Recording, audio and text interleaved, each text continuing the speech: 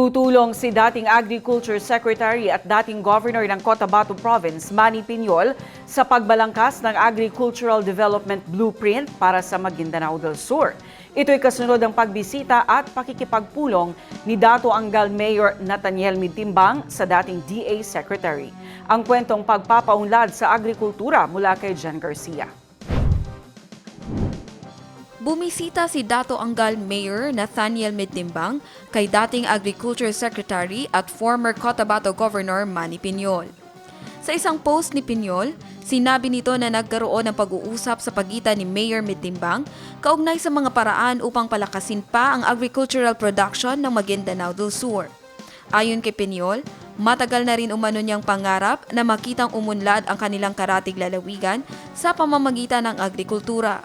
Hindi rin umano maikakaila na may mga hamon sa harap ng adhikaing ito, partikular na ang imahe ng lalawigan bilang isang mapanganib na lugar. Ngunit sa kabila ng nakaraan ng probinsya ay ang mga potensyal ng Maguindanao del Sur.